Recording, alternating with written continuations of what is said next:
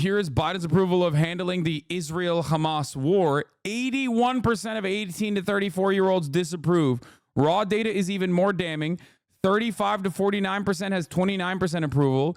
50 to 64 has 30% approval. 65% has 37% approval. It's terrible. He is so cooked. And I've been saying this for months. He's cooked because he's not hitting one direction. He's trying to literally do the both sides angle. And that's how you lose even the older population. That's like, dude, take a stance. By both sidesing Israel's ongoing ethnic cleansing campaign, he's even losing the dudes who are like, no, Israel should be doing more ethnic cleansing. Think about that. 18 to 34-year-olds, the HasanAbi head contingency here is at an 81% disapproval. How is he doing both sides? Am I missing something? Here's how he's doing both sides in the most laughable and worst possible way. He is obviously full throttle, unconditionally in support of Israel, sending more weapons to Israel, constantly offering political cover to Israel at the UN Security Council, vetoing anything that Israel wants the United States to veto. But simultaneously, he's looking extra weak by saying, you know, Benjamin Netanyahu has gone too far.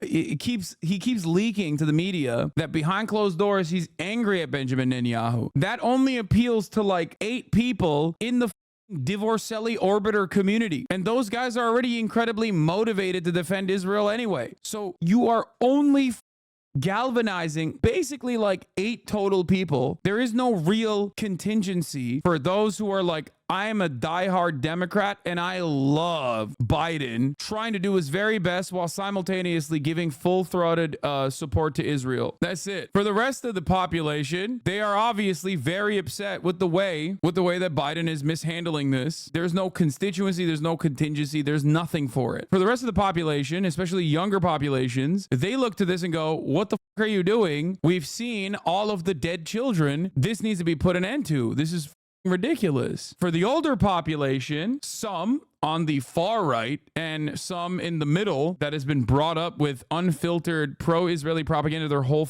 lives, they think, well, take a stance, man. Take a stance. We want you to go full-throated on in support of Israel, which he is doing, but like, don't criticize Israel at all. It makes you look weak. The irony, of course, is that the only one who benefits from this is going to be his challenger, who can just sit on the sidelines, despite the fact that he played a significant role in October 7. It feels like this is the Democrat Party's version of abortion, okay? It's so crazy. Biden's abortion is Israel. Obviously, the Republican Party, anytime they do stuff in the direction of like restricting abortion further, criminalizing abortion further, they end up galvanizing and negatively polarizing the population against them because the population is very upset at the abortion restrictions to begin with. That's a minefield politically to navigate through. Trump is having a very hard time navigating through that. What's hilarious, on the other hand, is that the Democrats are trying to give a gimme to Donald Trump because most people cannot connect Trump's actions, because most people are not very intelligent when they do political analysis. So they can't connect Donald Trump's actions to October 7. So they see Biden also facilitating Israel's current genocide, which, you know, Brandon has a lot of blood on his hands for sure. And therefore, Trump, the less he talks about Palestine, the more the Democrats look bad. The more the less Trump has to, the more Trump just sits back on the issue of Palestine and Israel, the more people can imagine what his positions are. And most people, because they're not, you know, thinking about this critically and intelligently, can imagine what his positions are, and they imagine it in a very favorable fashion. When they're imagining what Trump's position is on the Palestinian issue,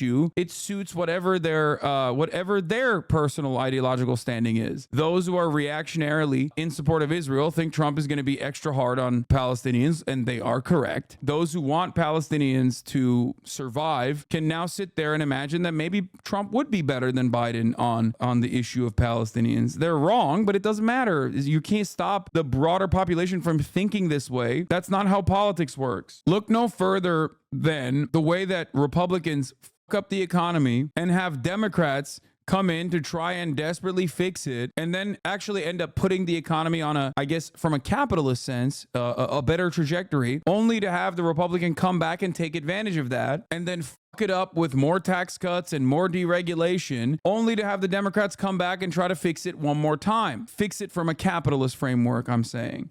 So that is the reason why people over the course of these past 30, 40 years have developed this attitude that Republicans are good for the economy and the Democrats are bad for the economy. It's because people do not have the critical thinking skills to recognize that it's actually the Republican Party taking advantage of the Democratic Party's initiatives and taking advantage of the momentum, because the economy doesn't fix itself overnight. What do you mean? Republicans also serve capitalism from a capitalist framework? No, there is too much capitalism. You can do a little too much capitalism that you need to, like, you know, that will end up harming the economy broadly, or create too much economic uncertainty, too much volatility, too much income inequality, too much wealth inequality. It also goes back to the ratchet effect as well. Anyway, it will be very interesting, Osita says, to see whether and how the characterization of the Gaza protests in the media will shape the politics of this cohort moving forward. The concept that denigrating a particular constituency might radicalize them further is applied exclusively to conservative voters. I've never read a warning that speaking about young people in the most unhinged terms available might trigger a backlash. Speaking personally, I didn't come to college particularly invested in social issues.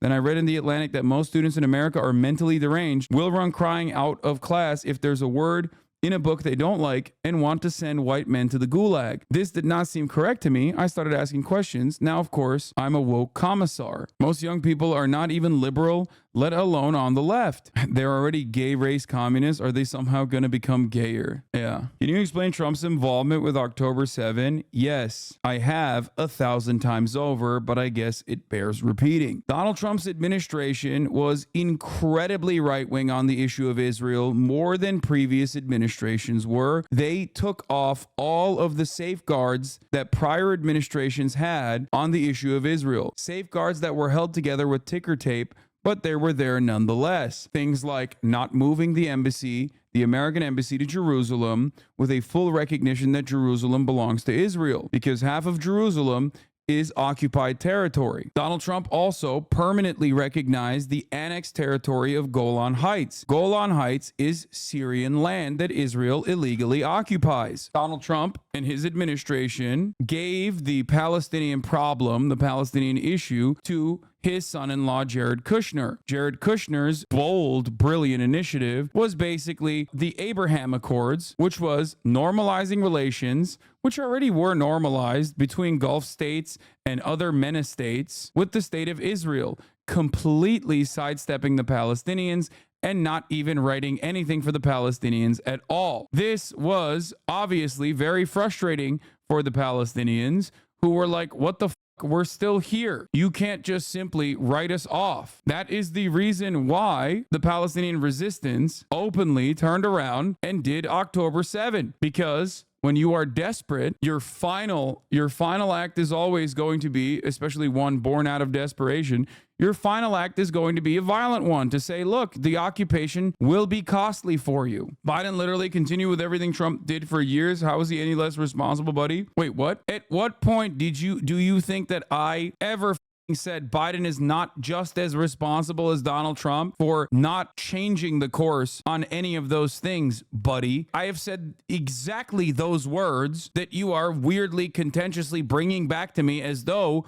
you and I are on opposing sides of this argument. The fuck is wrong with these people? Do you not speak the language of English? What's happening? Are you just operating on resentment and anger? What's happening here? He did hit the America KKK on note, so I might need to use Maoist standard English. How do you feel about Hamas purposely hiding in hospitals, schools, etc.? Selective outrage. The level of gaslighting is insane. Who attacked who again? Please remind me. We got another one. We got another October 7 lever that returned. I refuse to believe you support Hamas. Not you justifying October 7th debate. Literally harassing Jewish people on private property, but get mad when they defend themselves. No, that's not bait. This is an October 7 lever. Or maybe following since April 18th. Yeah. October 7 lever coming back to return. Okay. Chatter. There is no justification for Israel's actions from the jump. If you do not know how the Israeli state in its inception operated, you should read a book, 10 Myths by famous Israeli historian Ilan Pape is a good place to start. 100 Years of Palestine by Rashid Khalidi is another good book that you can read to see the Palestinian perspective and the Palestinian history. These are two easy to read books that you can engage with. Okay? If you think that October 7 happened in a vacuum, you are wrong. If you think that October 7 happened out of nowhere, specifically due to unrestricted Jew hatred from the Palestinian side, you unfortunately have eaten the propaganda dick so thoroughly that you just cannot comprehend that people that you perceive on the opposing side are also rational actors. You might not agree with what they did. I certainly do not agree with the killing of civilians, of course. But having said that, you still need to understand where the resentment comes from, why there is resentment at all. But it feels like you might be too difficult to change the mind of on this issue, considering that I'm talking about Shireen Abu Akleh and also the bombing of the Associated Press building, and you literally immediately repeated that Hamas was purposely hiding in hospitals, schools, etc. There is no conclusive evidence that Israel has given about Hamas hiding inside of hospitals, schools, etc. at all. You have only seen weapons caches that Israel will present every now and then, or used to present every now and then when people were paying attention to what Israel's bombing campaign looked like inside Gaza in this past siege, with the caches being like one AK-47 that in your mind completely justifies Israel's sieges on the motherfucking hospitals. The level of gaslighting is insane to you because you have been gaslit. It's a sad state of affairs. Counter protesters are the ones who are going and harassing Jewish people, Jewish anti-Zionists, as well as all the pro-Palestinian student encampments. I went to the Palestinian student encampment at UCLA and I covered it. We were able to get much better insight into what goes on inside of those encampments, and we saw it. It was all old motherfuckers, jobless motherfuckers, rolling up, not even a part of the campus, not even a part of the student body population, going there deliberately with an interest in agitating. It's sad. It's sad to see how much someone who has been in this community for a long ass time can be just so deluded on the matter. I still believe that you can change your mind, and I hope you do. I hope you become a little bit more understanding that the Palestinians are also human beings, just like the Israelis are, and they are worthy of emancipation. They totally are just in demanding. I don't even know if this dude is still in the chat, but I hope he's listening to what I have to say, and I hope you can change your mind. Yeah, I'm listening and I will continue to hear different perspectives. I agree with you on most things, but this one is taking time. There you go. See, good to try and diffuse people and shake them from their previously held convictions, chatters. Don't get mad and be like, it's genocide, so this guy, okay? My entire purpose on this planet in my professional career is to try to talk to people and get them to understand a different perspective that they seemingly have no interest in seeing. For many, if they've never been introduced to the subject matter with a ton of propaganda, it's relatively easy. For others, especially on the issue of Israel, many people are from birth learning about Israel in a completely different way, and it becomes very much a part of their identity and the way that they see the world. That's why there's so much cognitive dissonance amongst progressives when it comes to the issue of Israel. So many progressives who are wonderful people otherwise, who are kind people, wonderful people that believe in social justice and whatever, literally just like snap in a way when it comes to the issue of Israel, when they're like, well, these guys are terrorist, monstrous dogs, they're pieces of shit. That must be dealt with. You know what I mean?